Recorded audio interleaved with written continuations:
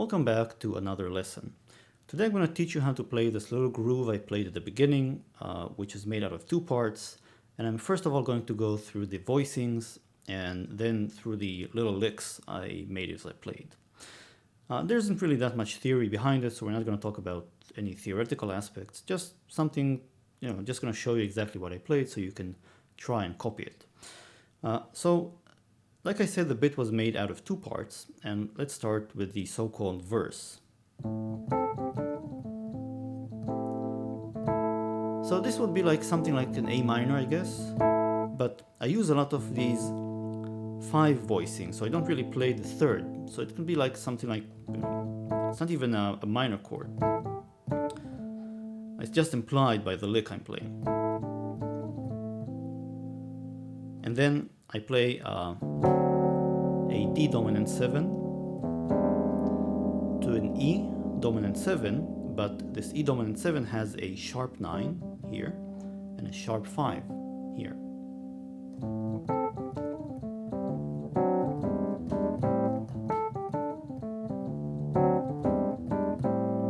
Now there's a second variation.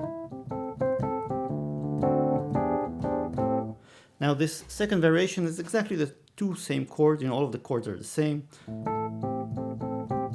So you get this A minor, and then you get this D dominant 7 to an E dominant 7, again with a sharp 9. This G here is a sharp 9, and this C here is a sharp 5.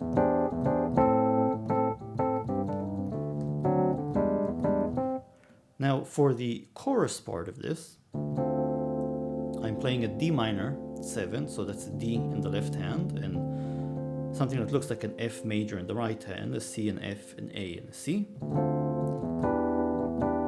And then to an E minor 7, so an E in the left hand, and a D, G, B in the right hand, that's like a G major. And then to an A minor. Again.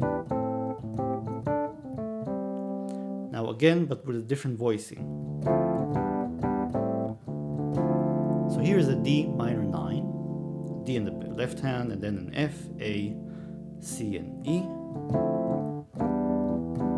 And then an E in this is an E minor 7, so an E in the left hand, and this G, B, and D. And then an A minor 7.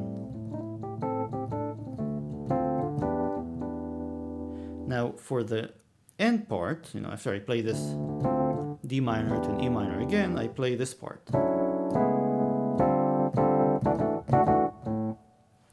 And you could think of this in many different ways. I guess you could think of this as I would probably think of as an F minor, and this would be a C. Well, sorry, an F sharp minor, and this would be a C sharp minor.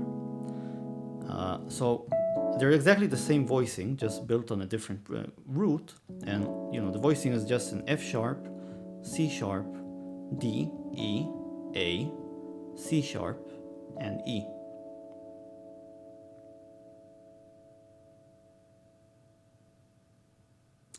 And here's exactly the same voicing, just transposed down a perfect fourth. So you get C sharp, G sharp, A, B, E, G sharp, and a B. Now the next chord is a D minor, and this is what's called a quartal voicing. So I'm playing, basically it's almost all made of fourths, except for this interval here. So it's a D, G, C, F, and A. And this I like to think of as like an E sus4. So it's an E, an A in the left hand, and then you're playing something that looks like a D major triad in the right hand, a D, F sharp, and A. And you can also add this D here. And then it's basically the end. And you can finish on this A dominant 7 again with a sharp 9 and a sharp 5. So again, this is just a transposed version of this E dominant 7, sharp 9, sharp 5 that we've encountered in the verse.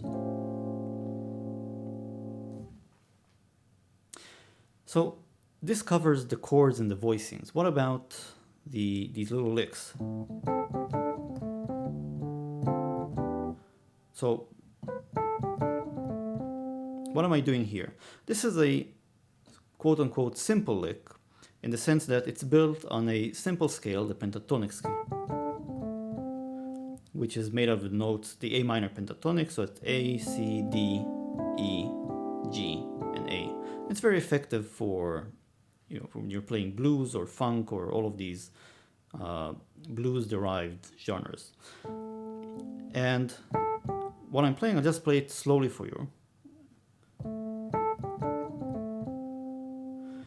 So A, G, simultaneously hit D and A, and then D sharp, D, C, A, C.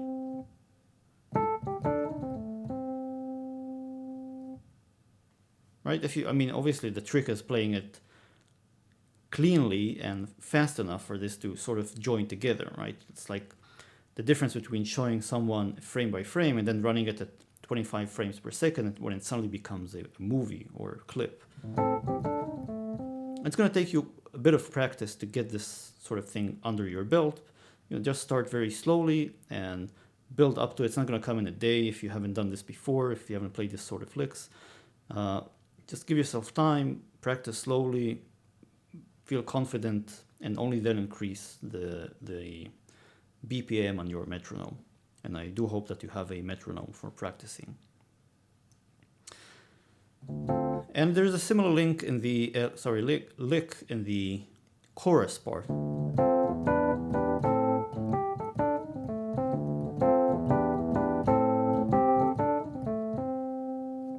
So what I'm playing here is again built on the A minor pentatonic scale.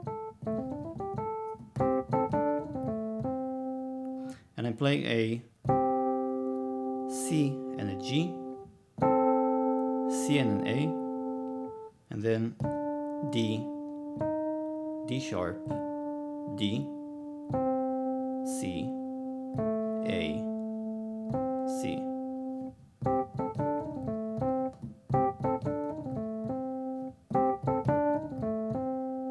And you can play for the third note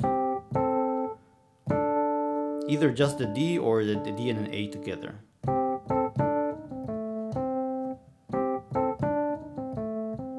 Whatever sounds better to you. And you can also alternate between them. And that's kind of basically the gist of this particular riff that I performed at the beginning of the video. I hope this kind of gave you a little bit of food for thought. It's always good to, you know, if you hear something that you like, to try and replicate it. That's the way we humans learn. We learn by copying. You know, if you copy enough things, you will eventually, they sort of start meshing together into something unique in your own mind. You know, that's basically what we call creativity. That's it. I hope you've learned something interesting, and I'll see you next time.